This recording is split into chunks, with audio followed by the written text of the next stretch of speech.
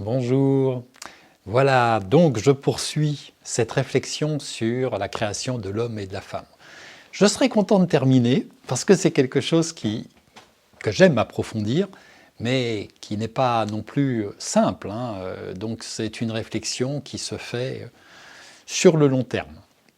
Donc dans cette vidéo, je vais vous parler du secours particulier que représente la femme aux côtés de l'homme et qui contrebalance cette lecture réductrice de la femme qui vient de la côte de l'homme. Souvenez-vous qu'au-delà de la réaction qu'induit ce très vieux texte au lecteur que nous sommes aujourd'hui, la côte, elle est là pour souligner que cette aide est enfin différente des animaux.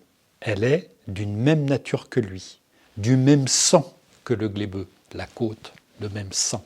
Autrement dit, sous cet angle-là, ce côté du glébeux est là pour souligner l'appartenance à une nature qui lui corresponde.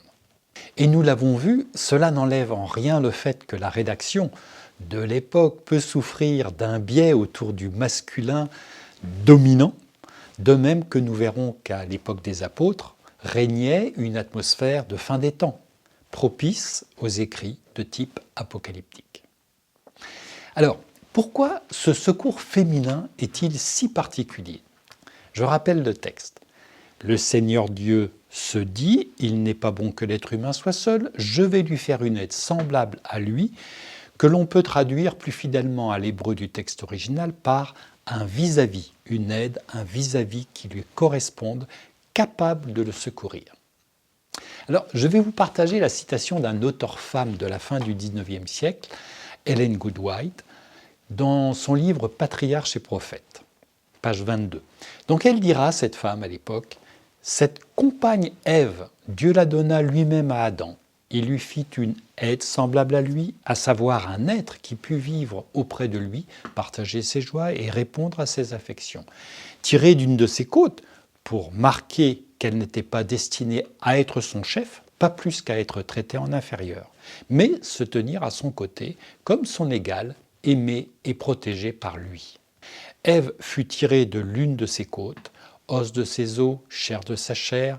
La femme était une autre partie de lui-même, signe sensible et frappant de l'union intime et de l'attachement profond qui devait caractériser leur rapport.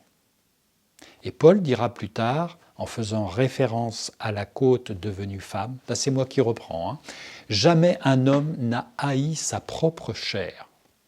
Donc sa propre côte, on pourrait dire, son propre côté. Mais il la nourrit et en prend soin. Ça, c'est dans Éphésiens 5, 29. Et puis, dans Genèse aussi, il est dit, dans Genèse 2, 24, c'est pourquoi l'homme laissera son père et sa mère et s'attachera à sa femme.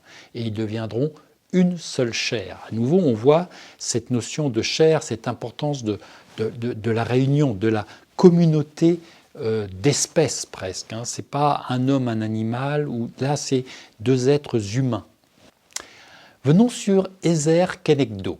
Alors ça c'est de l'hébreu, je prononce comme je peux. Dans Genèse 2,18, il est dit « Le Seigneur dit, il n'est pas bon pour l'homme d'être seul. Je vais lui faire une aide qui lui soit accordée. » La plupart des traductions modernes décrivent la femme comme une aide pour l'homme, souvent interprétée dans le passé de manière réductrice, c'est-à-dire là, l'aide ménagère vertueuse et modeste. Et cette vision a conduit à des rapports de domination et trop souvent de soumission, non seulement dans le couple, mais aussi dans l'Église et la société. Cette société qui, déjà dans l'Antiquité, était en mode patriarcal. Pourtant, l'expression « Ezer Kenegdo » ne signifie pas une aide subalterne, mais une aide qui lui convienne.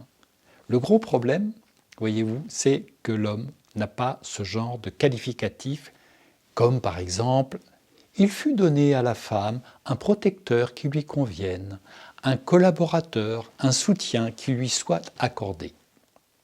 Non, seule la femme reçoit une mission, celle d'être une aide secourable. Et c'est très gênant, mais c'est le texte de l'époque, et Jésus rétablira habilement l'équilibre dans la société patriarcale romaine de son temps par son attitude envers les dames. Le glébeux, nous l'avions vu, c'est l'humanité, homme et femme en malaise lorsqu'elle n'est pas en relation. Et l'homme tient malheureusement une place dans la création qu'il connaît mal. Beaucoup plus de femmes, à mon sens, perçoivent avec plus de justesse, me semble-t-il, la complémentarité des êtres entre eux, la beauté du monde et sa fragilité. Alors, est-ce que c'est parce qu'elles ont été de tout temps en lien étroit avec la vie des tout-petits, le soin, la transmission aux enfants, ou bien encore parce qu'elles ont été beaucoup plus en souffrance que les hommes et à cause des hommes?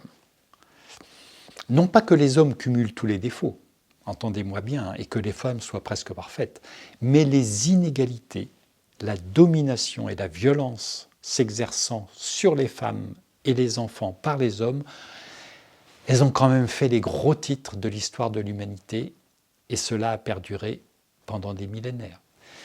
Franchement, c'est vraiment très long ce changement des mentalités et des sociétés. Mais ça vient heureusement, graduellement, si le masculinisme se tient à sa juste place dans l'avenir.